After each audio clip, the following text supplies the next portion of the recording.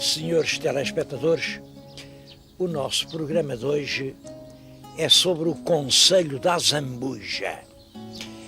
A Zambuja? Que ideia é vir à Azambuja? Bom, devo dizer que a Zambuja tem imensas coisas que ver. Bem sei que a Zambuja está hoje um bocadinho à margem dos grandes roteiros turísticos do Lisboeta ao domingo. E é pena que esteja. E também é verdade que a Zambuja não faz muito por se meter no caminho dos lisboetas, porque a Zambuja tem imensas coisas para mostrar. Estão a ver aqui diante de mim, isto parece um rio, não é rio nenhum, é a Vala Real da Zambuja. Uma vala real mandada fazer, parece que isto já é antigo, é um trabalho muito antigo, parece que já o rei Dom João V fez aqui trabalhos, depois o Marquês de Pombal tentou fazer disto uma grande estrada comercial, entretanto, e eu não sei quem, porque realmente não se sabe ao certo quem, neste sítio que é lindíssimo, isto parece um bocado de Sintra, um bocado de paraíso, mandaram fazer um palácio. O palácio serviu de estação de vapores, serviu de estação de passageiros, quando o Almeida Garrett escreveu as viagens na minha terra, veio aqui a esta gare, que era o palácio, e foi aqui que ele tomou a diligência para Santarém. Bom, depois mais tarde o canal deixou de servir, passou a haver estradas, e foi um palácio de caça do rei Dom Carlos, do príncipe real Dom Luís Filipe, que adoravam isto, e vinham para aqui, passavam aqui dias, isto tinha muita caça. Acabou a monarquia, acabou a caça, acabou o rei, acabou o príncipe real Dom Luís Filipe, e dá 100 anos para cá ninguém faz nada por isto. Hoje o Palácio Real é uma lúgubre ruína. Um lugar que foi durante séculos considerado um paraíso turístico. Vejam agora, na era do turismo, o estado a que ele chegou. Eu posso dizer, pois isto foi no liberalismo, veio um senhor, comprou, nunca mais. Não é verdade. Aquilo que estão a ver pertence ao Estado. A única responsabilidade de toda aquela miséria degradante é do Estado. Há projetos da Câmara, a Câmara faz o que pode, mas isto é uma Câmara pobre aqui, é um Conselho Rural, para conseguir reabilitar o palácio, fazer aqui um sítio onde as pessoas gostem de vir. Para o turismo do futuro, o Estado parece que não está disposto a fazer coisa nenhuma. Isto a mim impressiona-me. Então, porque toda a gente sabe que o petróleo do século XXI vai ser o turismo. Com que direito é que se deixa ao abandono um lugar como este?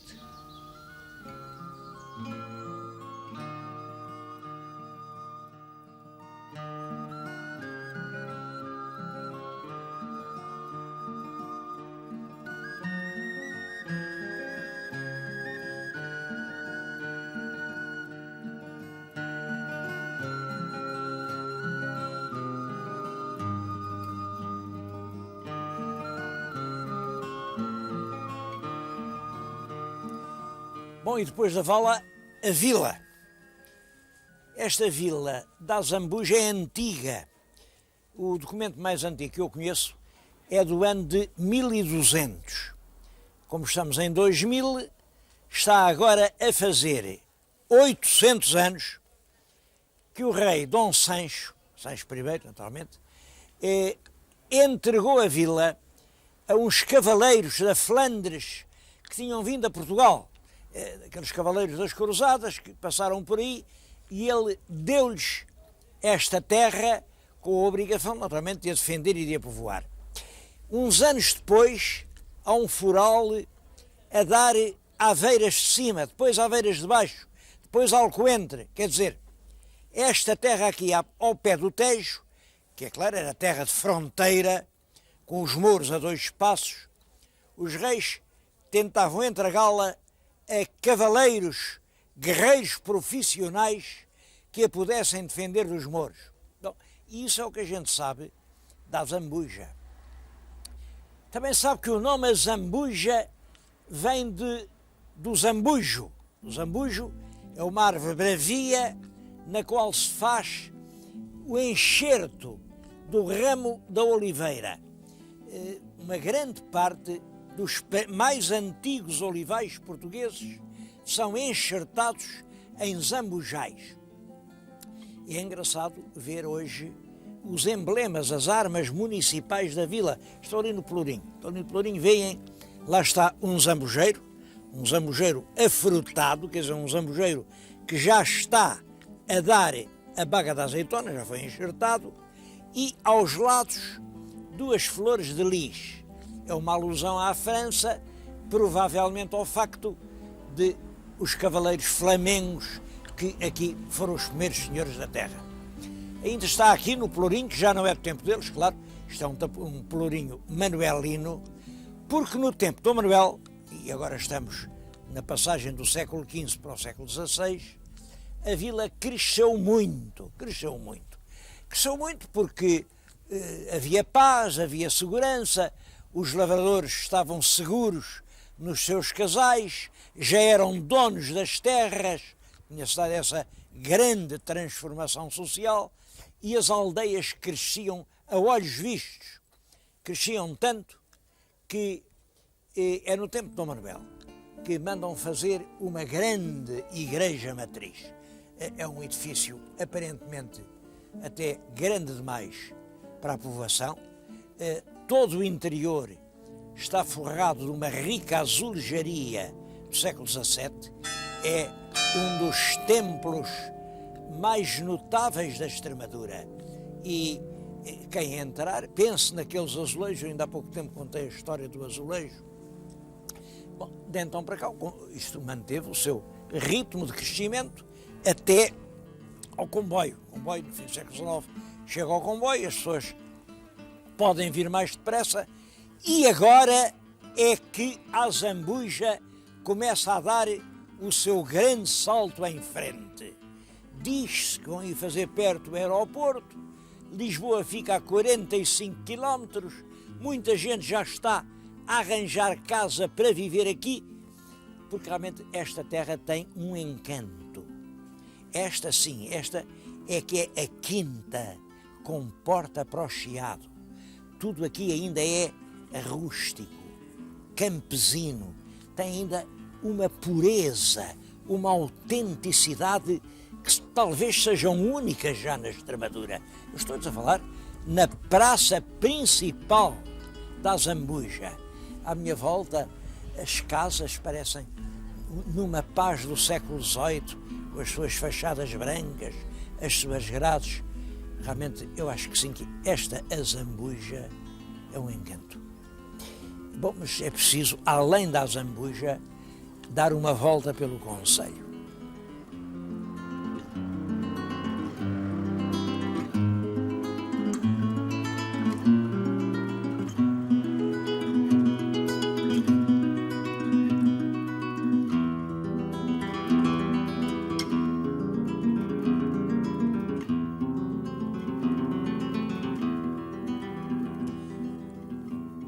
E dos temas de que lhes falei, falta ainda uma referência ao Pinhal da Zambuja.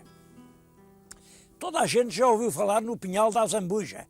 Pinhal da Zambuja é um sítio de ladrões onde o viajante vai desprevenido no seu caminho e assaltam uns ladrões de estrada malvados com umas grandes pistolas, e a frase era sempre a mesma: a bolsa ou a vida. Claro, a pessoa tirava a bolsa e lá salvava a vida quando salvava.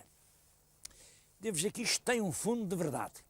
Eu estou-lhes a falar agora, aqui num Pinhal do Estado, é uma mata nacional das virtudes, e era aqui que se situava o antigo Pinhal da Zambuja. As pessoas que iam de viagem de Lisboa para Santarém tinham que passar por aqui. E houve uma época, penso que isso é depois da paz que põe termo às guerras entre liberais e absolutistas. Como sabem, nesses anos terríveis da guerra, toda a gente estava no exército. Quando se faz a paz, em 1834, toda a gente é desmobilizada. Só que não há empregos para ninguém.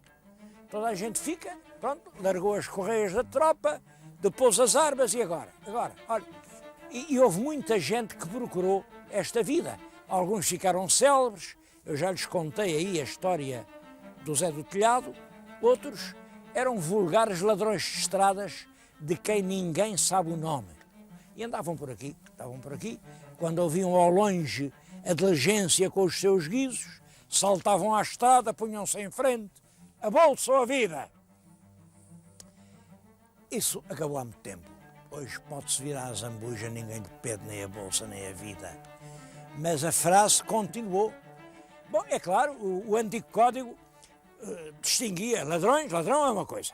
O ladrão era o sujeito que vinha acompanhado de violência, lá com os tais pistolões. Bom, depois havia o furto. O furto era muito mais delicado. O furto era meter a mão no bolso, a pessoa dá por isso, tirar a carteira. Bom, depois havia a burla. A burla era um artifício fraudulento. A gente arranjava inventava uma empresa que não existia. Uma empresa que podia ser muita coisa, podia ser um negócio, uns seguros, uma escola, sei lá o quê, e as pessoas punham-lhe o seu dinheiro e depois ficavam sem ele, claro. Reparem como isto continua a ser verdade. Depois havia o abuso de confiança. A pessoa confiava no outro, entregava-lhe o seu dinheiro, tens o dinheiro, olha, aquele dinheiro que eu te emprestei, tu não me emprestaste dinheiro nenhum. Isto era abuso de confiança. Hoje não há nada disso. Hoje há apropriação ilícita. Mas há cada vez mais.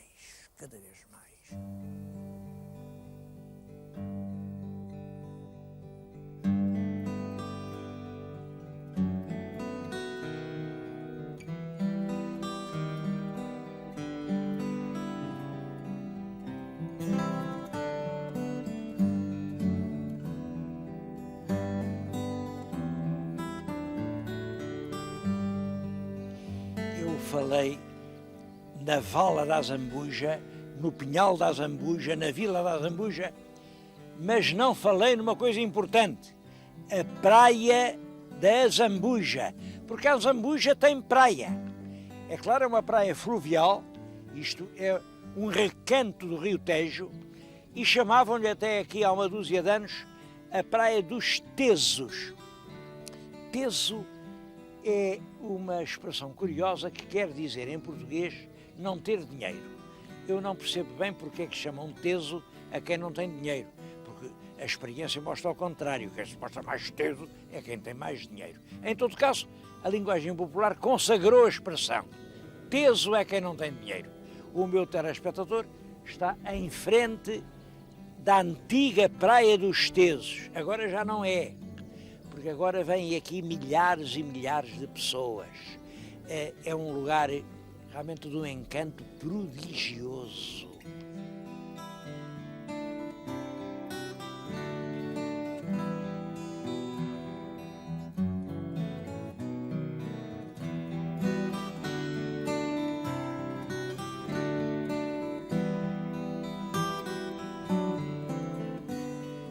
Mas o concelho da Zambuja é muito rico de aspectos que merecem atenção. Por exemplo, a comida. Reparem naquele prato. Aquilo é fundamentalmente uma fatia de pão torrada. Chamam aquilo o torricado. Torricado é um pão, já com muitos dias, um pão duro, que o trabalhador do campo trazia no saco e, como estava duro demais, era torricado, quer dizer, passado sobre umas brasas, regado depois com azeite, com alho e comido aos quadrados. Era o único alimento do trabalhador durante muitos dias de trabalho. Hoje é um petisco que se serve aqui em qualquer restaurante e devo-lhes dizer que na Zambuja há meia dúzia de magníficos restaurantes. magníficos restaurantes que têm magníficos vinhos. Essa é outra coisa importante. Aqui, na Zambuja, eu estou-lhes agora a falar numa adega inscrita na Rota do Vinho do Ribatejo. A Rota do Vinho do Ribatejo é uma organização onde se fazem provas de vinhos e que apresentam sempre vinhos de grande qualidade. Neste caso, esta adega é a da Quinta do Val de Fornos. O Val de Fornos é curioso porque os Fornos deram nome ao lugar onde veio a nascer a quinta. Provavelmente os Fornos onde se fez a cal que ajudou a construir quer a própria Zambuja, quer Santarém. Os Fornos eram aqui. Bom, e aqui eu vim encontrar um vinho, este, e está aqui, como veem, um retrato do Cristóvão Colombo. Aqui atrás tem um atestado de um ilustre historiador português a garantir a verosimilhança da história. Realmente Colombo veio aqui muito perto, chamado pelo Dom João II e com forte probabilidade provou deste vinho. A razão porque eu acho graça a isto é que eu aqui há uns anos, numa ida ao Novo Mundo, passei pelas Canárias e estive na ilha de Gomera, onde também vendiam garrafas, não de vinho, mas de água. Eram garrafas brancas, cheias de água. E o rótulo também tinha um Colombo e tinha estes dizeres em espanhol. Desta água bebeu Colombo. E cada garrafa de água custava, naquela altura eram $10, portanto, hoje seria o equivalente a 2 contos. Esta garrafa de vinho custa menos do que isso. Isto também é curioso. Nós vendemos um bom vinho ligado ao Colombo por um preço inferior àquilo pelo qual os espanhóis nos vendem uma péssima água.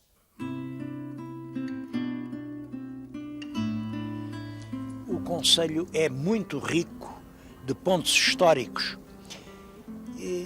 Situa-se aqui, em parte, em colinas e, em parte, numa baixa de terras muito férteis, mas que são muito alagadas pelas águas do Tejo. Bom, isto criou uma situação, de certo modo, dramática, que é a alma da terra.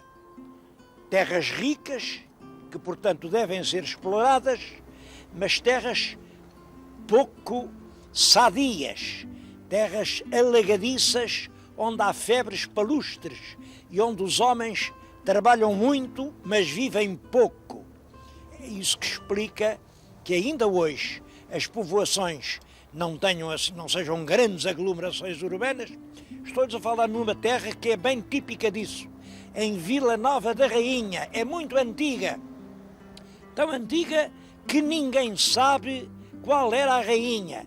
Já no tempo do rei Dom Fernando, no século XIV, isto se chamava Vila Nova da Rainha e já não sabiam de que rainha se tratava. É muito interessante a igreja de Santa Marta porque tem dentro um conjunto de azulejos sobre a vida de Santa Marta. Só esse conjunto é por si um monumento. Bom, além disso, passaram-se assim muitas coisas, o rei vinha muitas vezes aqui. Olhem, foi por exemplo aqui que o rei Dom Fernando mandou chamar o jovem Dom Nuno Álvares Pereira, que era um rapazinho de 16 anos, e o casou com uma viúva rica, a Dona Leonora Alvim. Isso é importante, porque, como sabem, depois é a menina que resulta desse casamento, que vem a casar com o filho de Dom João I e origina a importante Casa de Bragança.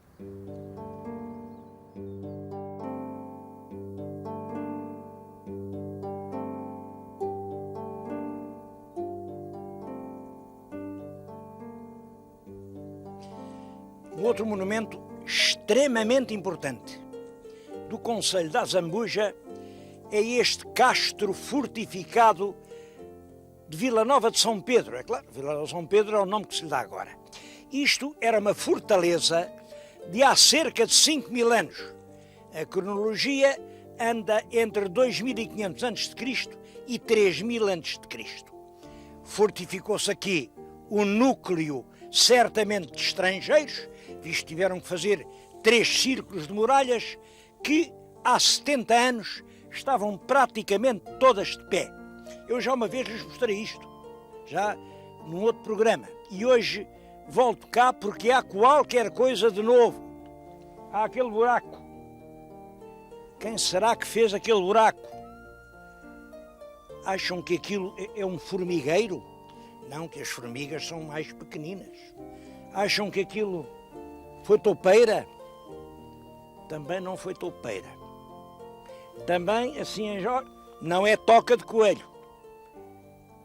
nem de lebre, nem de gato bravo. Aquilo é coisa de gente e coisa de há pouco tempo. Isto, pelos vestígios, não tem um mês. Isto é obra de caçadores de tesouros, porque realmente isto era um lugar de uma grande importância. Isto é tão importante como isto. Isto documenta as relações entre povos da área do Mediterrâneo e povos da área do Atlântico no 3º milénio antes de Cristo. Infelizmente não tem guarda, apareceu aqui muita coisa preciosa e, portanto, os caçadores de tesouros continuam a vir pela calada da noite a fazer buracos destes. É claro, não sei o que é que eles acharam, mas entre os materiais que vieram para fora veio isto. Isto parece-me que é realmente um triturador. A pedra está afeiçoada deste lado, não está daqui. Era para esmagar a bolota e fazer a farinha. Isto para eles não era um tesouro, por isso a deixaram ficar aí, mas eu sei lá o que encontraram. O que eu sei com certeza é que se continua este abandono daqui a meia dúzia de anos. Era uma vez o tal Castro da Vila Nova de São Pedro.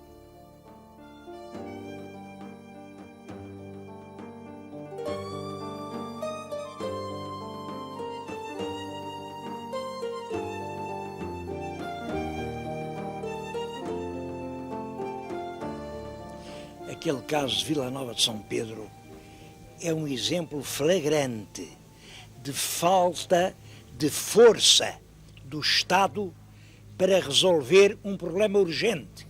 Há 40 ou 50 anos que aquilo está assim. A poucos quilómetros fica a freguesia de Manique do Intendente, que é um exemplo exatamente do contrário, de excesso de força do Estado. Isto não se chamava Manique do Intendente, não há nada que se chame Manique do Intendente. Isto era uma aldeola pequenina, chamado Alcoentrinho. Alcoentrinho.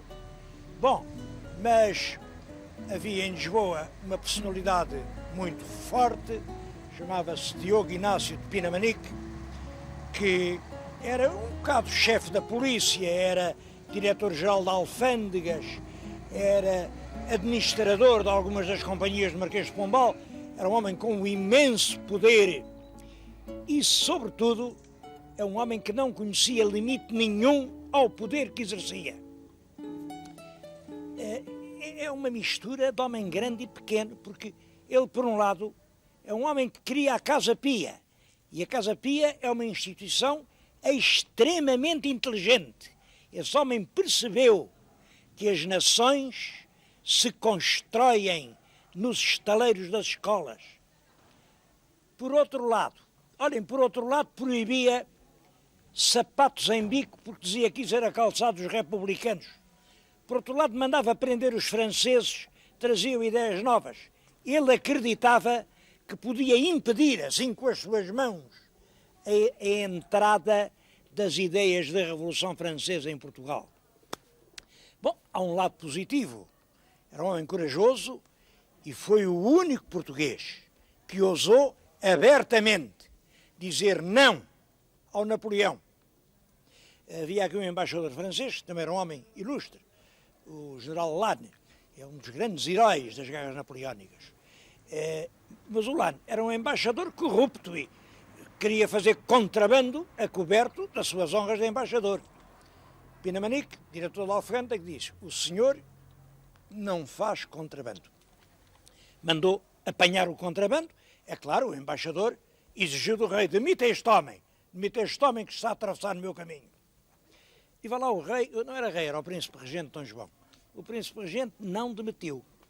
O embaixador foi-se embora, foi fazer queixa ao Napoleão, e aí é o próprio Napoleão que escreve ao príncipe regente: o melhor é mandar esse homem embora. E o príncipe regente fez-lhe a vontade.